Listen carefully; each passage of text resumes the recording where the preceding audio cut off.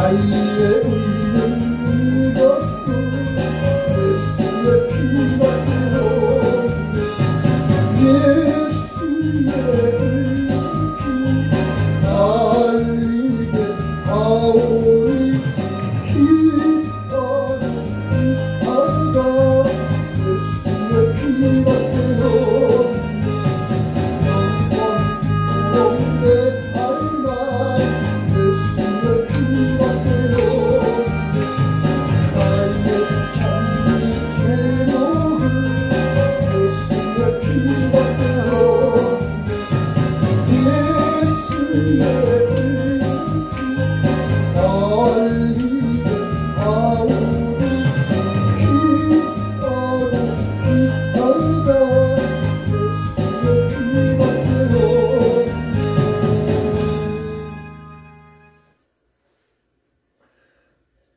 십자가에 못 박혀 죽으시고 3일 만에 부활하신 예수님의 이름을 믿으면 구원을 얻으리라.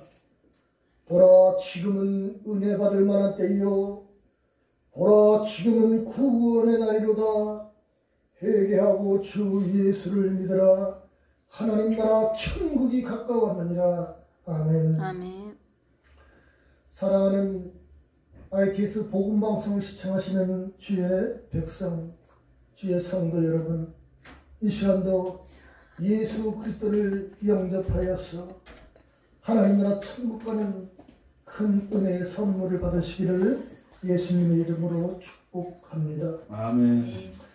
이 나라와 민족과 세계가 저절로 그냥 자연적으로 움직이는 것 같지만, 그러나 이 나라와 민족과 개인과 또한 모든 집단까지도 하나님께서 주관하시고 하나님께서 운행하시며 하나님께서 섭리하시고 인도하시는 줄 믿으셔야 됩니다. 할렐루야. 아멘. 하나님의 보내신 내 아들 예수 그리스도는 세 가지 직분을 갖고 계시지 않습니까? 왕과 선지자와 제사장 직분을 가지고 있습니다. 이 세 가지 직분을 가지신 분이라야만 그리스도라는 명칭을 붙일 수가 있는 것입니다. 그러므로 예수님 외에는 이 그리스도의 직분은 누구도 가질 수 없는 것입니다. 오직 예수님만이 그리스도라는 직분을 가질 수가 있는 것입니다. 그 직분 중에 한 가지 왕의 직분은 그 권세가 무궁하시며 권능이 무한하시며 영원하신 그러한 직분입니다. 우리 한 나라의, 이 대한민국의 조그만 나라의 대통령의 권한도 대단합니다. 지금 현재 문재인 정부가 있지만은 우리가 생각할 때에 대통령 어쩌고저쩌고 그러시고 얘기하지만은 여러분 청와대에 한번 들어가면요, 산천초목이 벌벌 떱니다. 그의 권세와 그 위엄이요 대단합니다. 문재인 정부 대통령께서 천안에 그 시장을 방문했을 때에 시장에 그 가게를 하시는 그런 아주머니한테 그런 질문을 했습니다. 요즘 경제가 어떻습니까? 라고 질문했을 때에 그 분이 경제가 그지 같다고 이렇게 얘기를 했어요. 왕을 무시를 하면요, 그 사안이 어떻든 간에 대단한 불이익을 당합니다. 그 권세와 권위가 무궁하기 때문에 그렇습니다. 그래서 그분이 많은 고생을 당했지 않습니까? 또 만약에 우리가 마음에 들지 않더라도 대통령이, 왕이 우리의 경영하는 곳이나 우리의 집을 방문했다고 과연 어떻게 대하겠어요? 비록 그분이 하시는 존경스럽진 않지만 그래도 나라의 왕이 방문했을 때에 머리 숙여 절하고 그래도 그거에 대해서 경의를 표하고 그래야 되지 않겠습니까? 이 나라의 권세는, 이 권위는 하나님께서 주셨다고 성경은 말씀을 하고 있습니다. 이 나라의 대통령도 저절로 되는 것 같지만은 그의 권세는 하나님이 세우셨다고 우리는 생각을 해야 됩니다.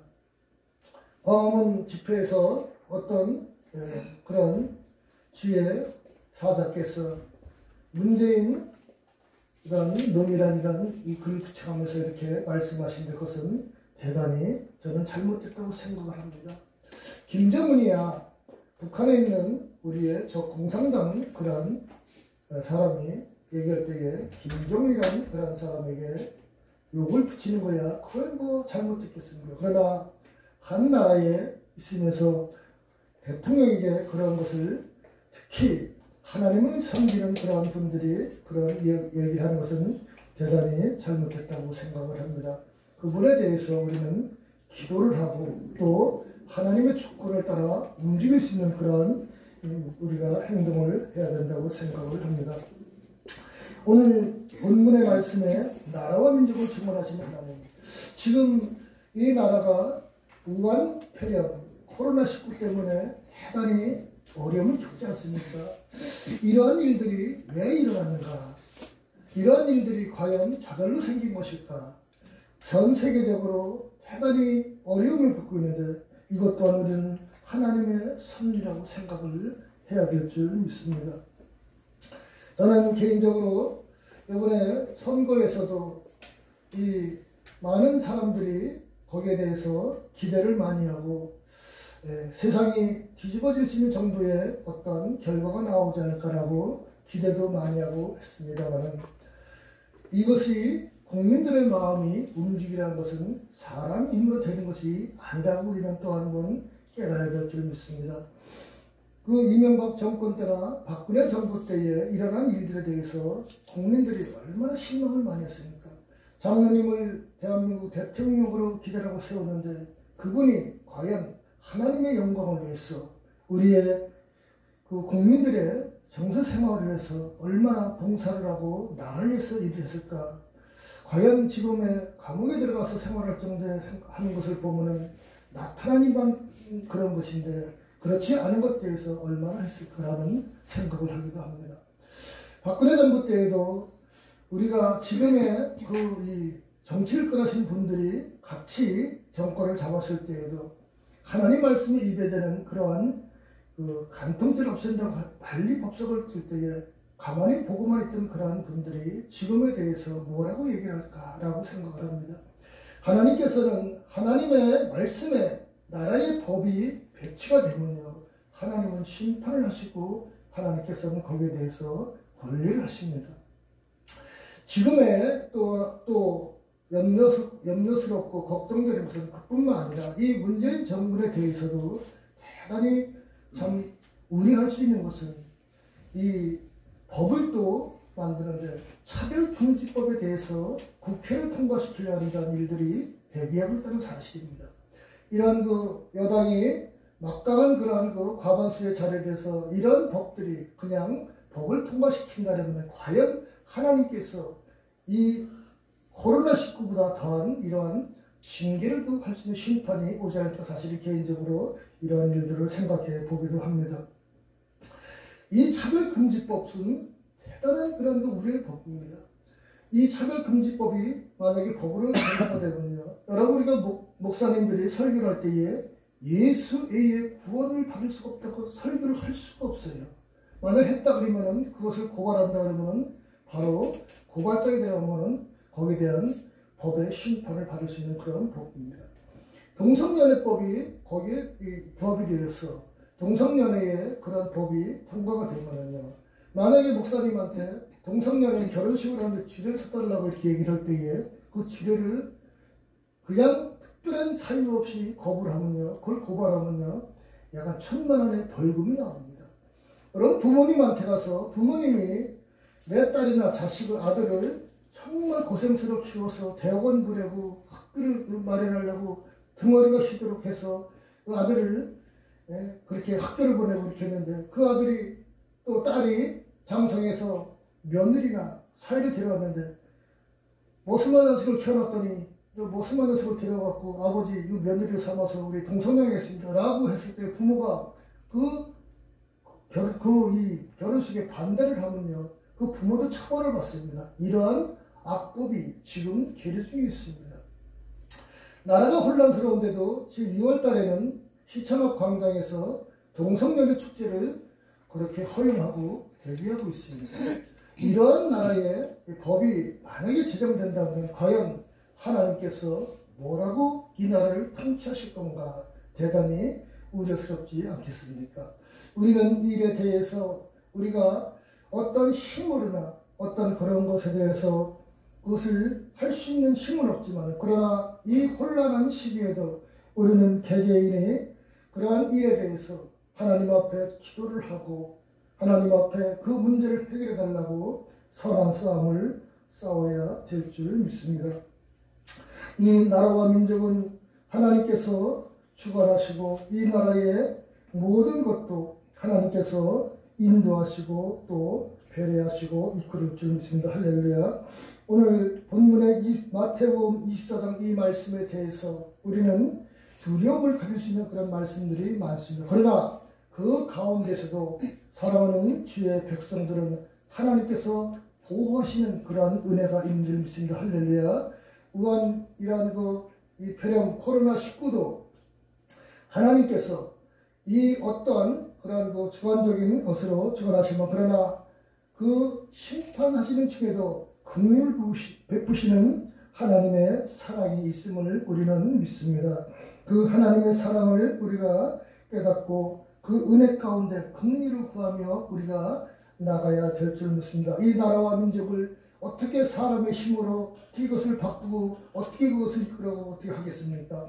이 나라와 민족은 세계 모든 것도 다 하나님께서 주관하시고 때가 이름에 하나님께서 다 찾으시고 인도하시는 줄 믿습니다. 우리 개개인의 생활도 그렇고 나라도 그렇습니다. 우리 사람의 모든 행위가 저절로 되는 것 같지만요. 그러나 때가 되면은 여러분 내 자신의 한 행위도 하나님께서 그 뿌린 대로 다 거두시는 그러한 행위의 끝이 있는 것처럼 이 나라와 민족도 하나님께서 보고만 계시는 것이 아니라 때가 되면은 또 섭리하시고 인도하시는 그런 은혜가 있는 줄 믿습니다. 나라와 민족은 하나님께서 보호하시는데 우리가 이 일에 지나간 일에 대해서도 염려스러웠던 일들이 많지만 그러나 앞으로 이 문재인 정부가 대해서 하는 일에 대해서도 또 우려되는 일들이 얼마나 많은지 모릅니다. 그러므로 우리는 과연 그런 차별금지법 문제가 될 때에 우리가 그 광화문에 나가서 정말 목숨으로 투쟁을 쓰는 그런 각오가 되어 있는가? 여러분이 그렇지는 못하더라도 그 하나님께서 아시는 은혜가 있는 우리가 그 은혜 가운데 있는 우리가 기도하고 하나님의 은혜의 힘을 빌려서 이러한 일이 통과가 되지 않도록 하나님 앞에 기도해야 될 줄 믿습니다. 그래서 이 나라가 법이라는 것이 하나님의 말씀에 저촉되지 않은 그러한 나라가 생성될 때에 이 대한민국이 다시 경제가 회복되고 나라가 회복되고 질서가 회복되고 은혜가 회복되는 은혜의 역사가 일어날 줄 믿습니다. 할렐루야. 오늘도 ITS 방송을 시청하는 사랑하는 주의 성도 여러분, 주의 통역자 여러분, 이 나라와 민족을 위해서 기도해 주시고 지난날의 과오를 위해서 정말 아픈 가슴을 안고 회개의 기도를 우리가 해야 되는 은혜도 있지만 또 앞으로의 그러한 나쁜 악법에 대해서도 이 나라에서 그것이 통과되어서 법이 제정되지 못하도록 기도해서 하나님의 은혜로 이 나라가 복음을 전하는 세계 선교국가로서의 마지막 시대의 소임을 다하며 또한 우리 개인도 그러한 일에 대해서 하나님의 쓰임받는 귀한 일꾼들이 되어서 하나님 앞에 갈 때에 이 나라와 민족이 칭찬받으며 우리 개인도 하나님 앞에 갈 때에 칭찬받는 은혜의 역사가 있어야 될 줄 믿습니다. 할렐루야. 죽으신 하나님, 이 나라와 민족도 하나님께서 주원하시고 인도하신 줄 믿습니다. 나라와 민족을 하나님 보호해 주시며 과거에 아버지 하나님이여 간통죄를 없애는 이 나라를 용서해 주시고 하나님 그 법이 다 폐기되게 해주시며 새로운 이 정부에서도 차별금지법이 통과되지 않도록 하나님 도와주셔서 이 나라가 하나님의 심판에 이르지 아니하고 하나님의 보호받는 복된 나라와 민족이 되도록 축복하여 주시옵소서. 예수님의 이름으로 기도하옵나이다. 아멘.